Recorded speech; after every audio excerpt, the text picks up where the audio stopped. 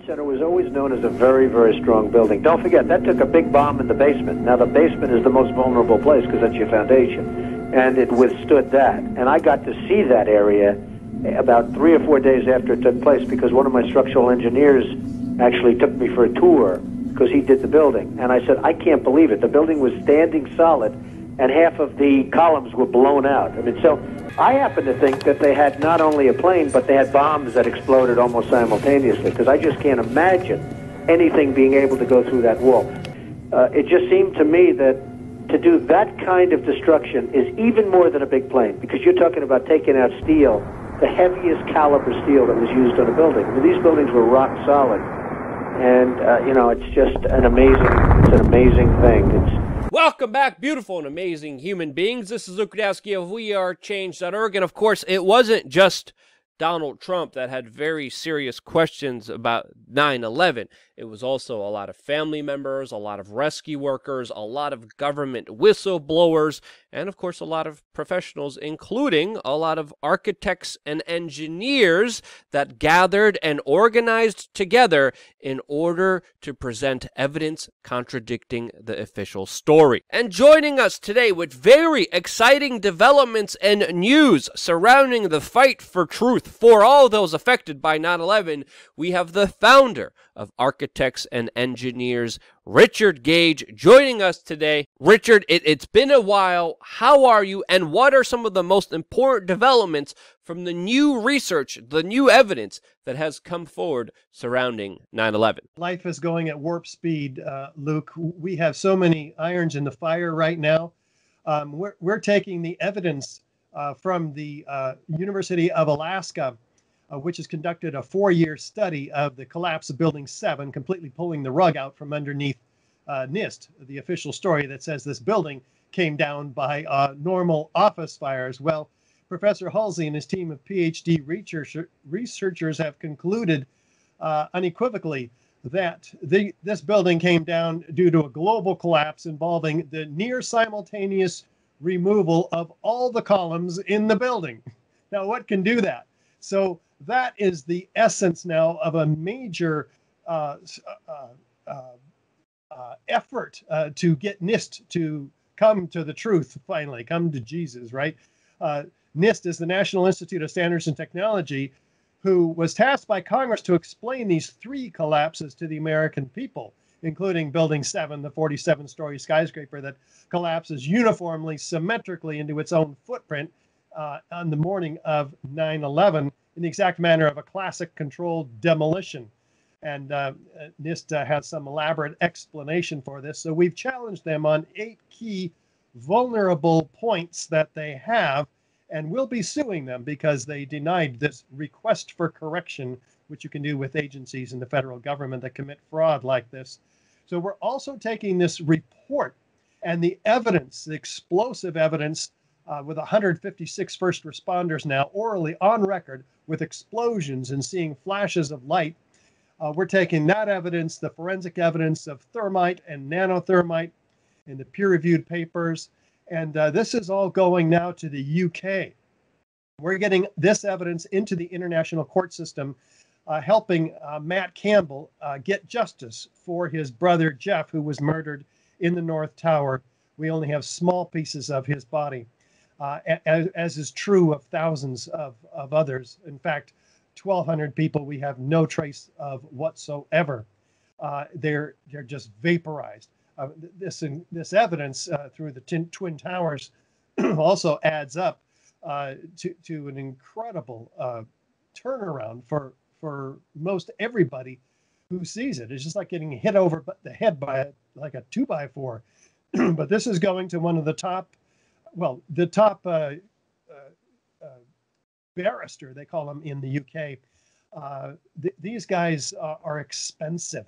We're raising $100,000, and we're 3/4 of the way there to help the Campbell family get justice on behalf of Jeff by ordering a new inquest into Jeff's death.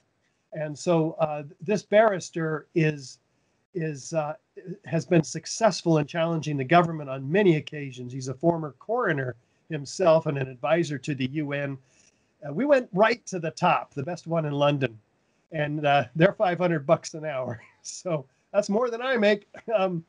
We're doing it though, and this is going to be an exciting development in the 9/11 Truth community, as is, and Matt will be at our conference coming up. He'll be at the our online conference, Justice Rising 9/11 in 2020, where we look back and we look forward. We set the ground for the next few years, as we're realizing we got to gear down, and this is going to take some time.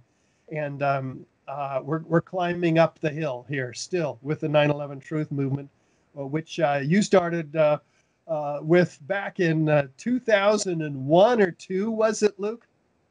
Yeah, I mean, it was very early on where, there was I was in New York City, and I knew a lot of people that were affected, and there were so many family members, so many rescue workers. So this is kind of always a kind of strange day for me. It's still shocking that it's been 19 years. It's been 19 years since that fateful day, and it's still never easy to grasp the full ramifications of, especially with the way that the government conducted themselves, and just so many questions, so many of them unanswered, and the science is there. We had so many people in the mainstream media, we had so many people lose their minds and talk about the science. It's all about the science this year. Well, Richard, you're proving to them there's science contradicting a major official story that has ultimately set America's footprint for the next 100 years, its foreign policy, its directives, its larger geopolitical moves that have been made that had huge, severe ramifications that set the United States where it is right now.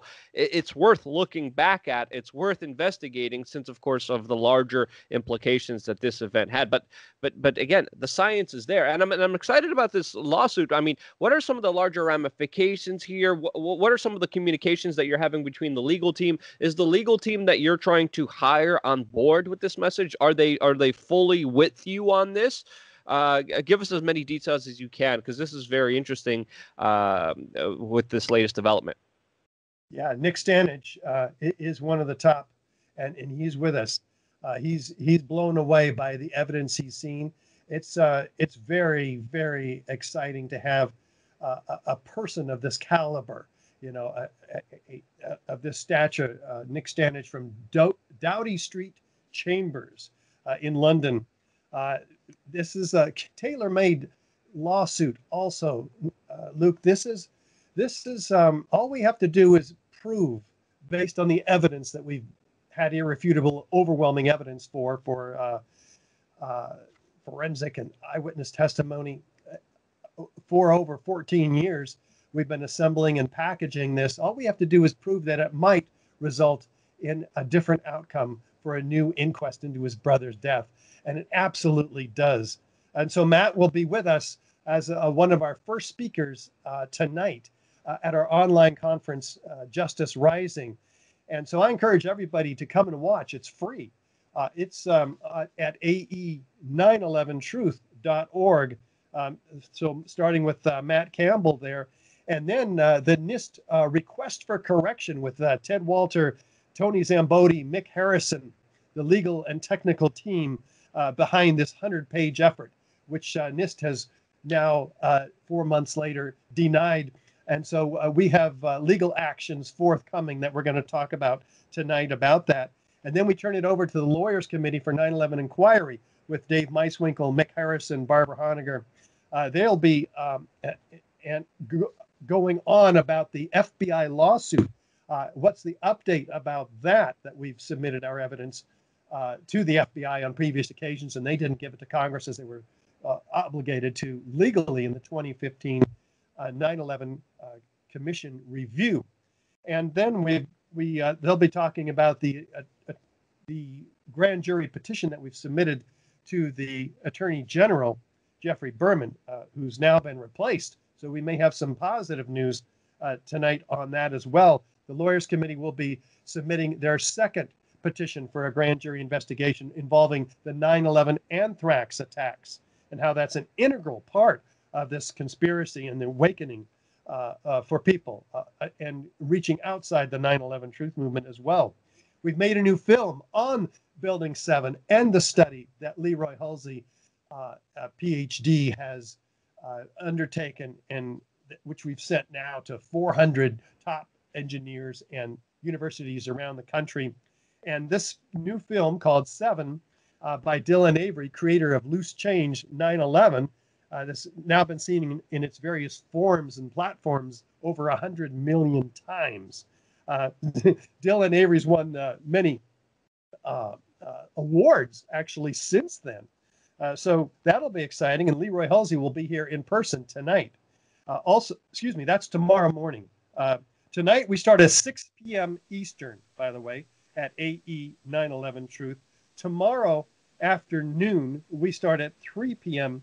Eastern with the Building 7 extended clips, so people can see that. That film will be ready in about a month, but we can see those clips.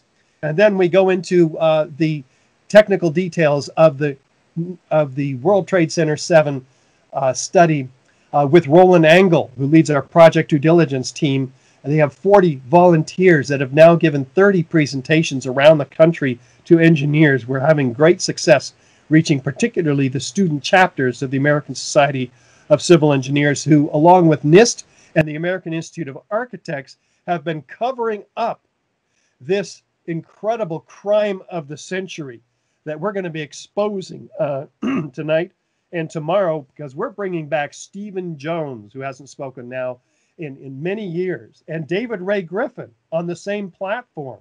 These are giants, pioneers in the 9/11 truth movement, and they're back, along with Niels Harrit, who will be talking about their respective contributions and reflections. They'll be reflecting on their experience in the 9/11 truth movement. But we go to the big picture on Sunday, Luke, at 6 p.m. Eastern. We start with Daniela Ganzer, an expert on 9/11, false flags, and wars of terror as a result of, and since and before 9/11. So don't anybody miss that. Or John Whitehead of the Rutherford Institute, a constitutional attorney, who will be with us talking about 9/11 and the advancing police state. So he's an expert on this subject, and he's on board as well with 9/11 Truth. And then, of course, we top it off with James Corbett, the inimitable James Corbett. The Library of Alexandria is on fire. He's going to take head on the massive censorship that you have suffered more than anybody, perhaps, Luke, but so many others. And even 9/11 Truth itself as an issue has been publicly threatened by YouTube.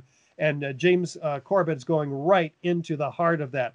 So all that happens tonight, tomorrow, and the next night at ae911truth.org. Yeah, the censorship is really incredible, especially with, people demanding the truth. Right now, Building 7, in the making of this video, is trending on Twitter. There's another hashtag that's, I think, #1 in the United States, and it's called All Buildings Matter.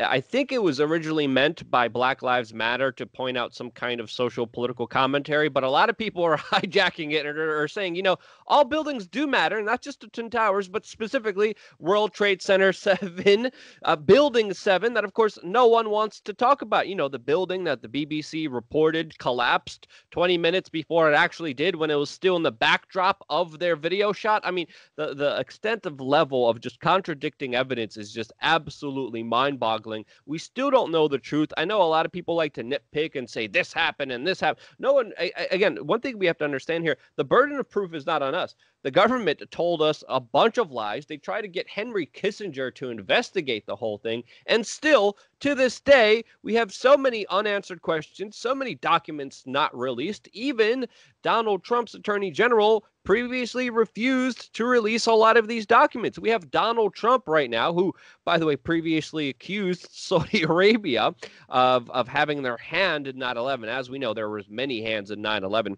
I don't want to get caught up into the theories. We never really theorized anything here, but it's funny, Richard, how we're being characterized as these crazy conspiracy theorists. Meanwhile, there's no theories. There's data, there's science, there's architects, there's engineers, there's evidence, there's presentations that you could look at and make up your own mind, and that to the system was an absolute threat. If we remember Loose Change, which we were all working on, you were working on it, I was working on it. That was the first movie that went absolutely mega viral on the internet. It couldn't be stopped, and then we saw Google take off Google videos. They stopped the trending page because YouTube stopped what was actually #1 viewed, #1 commented, #1 in news and politics, because we would always dominate that section, and then they had to get rid of it. And now we have the algorithm, which gives you absolute nonsense and crap, like, shows that I don't even want to talk about that Netflix produces that they want you watching. But gosh forbid you freaking get to see some actual evidence that contradicts the official story. Man, they can't have that at all, even though we have a president now that directly contradicts the official story himself, while at the same time being a part of an effort of not giving the family members all the details and information about what actually happened to their loved ones. It's absolutely crazy, Richard, what's happening out there. Anything else you want to say about, the legal actions, where things are moving forward? I mean, you're doing very important work. I want to thank you for all the work you're doing. We need people to do the litigious work. We need people to move forward. We need people to present evidence and information. And I think you've done a really incredible job with that, doing it very professionally. Anything else you want to say about what you're doing and how do you see things moving forward? Well, I encourage people to see the new 20-minute film that was made by our staff member, Andy Steele, and Kevin Larson, and even Dylan had a hand in it. So that's coming up. It'll be played tonight at 6 p.m. Eastern. Also, we press on, Luke. We just don't stop.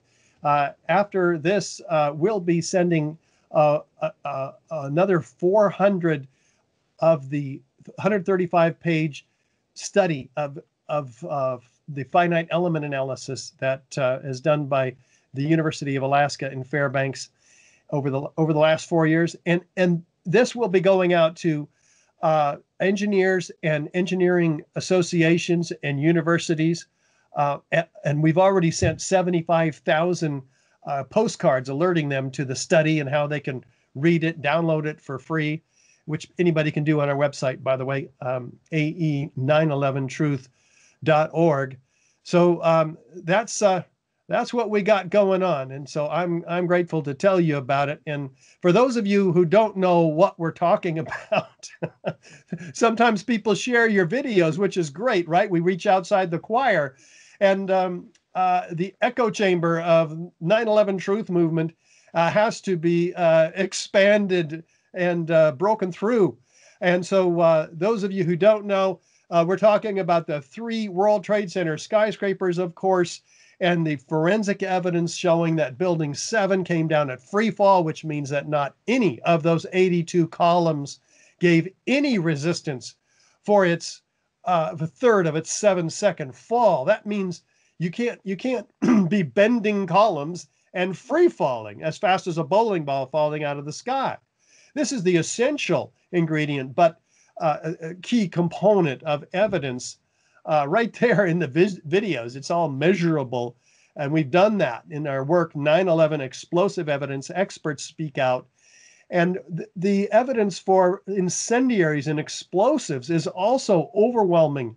And we touch on that in our webinars. Well, we go into it in depth in our webinars every Thursday. So don't miss one of those. They're archived on YouTube if you do miss them, but they're Thursdays at 1 p.m. Pacific, and it's called free on YouTube, 9/11 9/11 An Architect's Guide, a 3-part series.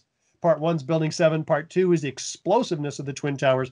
Part 3 is the incendiary chemical reactions and devices that have been used to bring down the towers. So we won't get into that evidence now, but it's all there for you.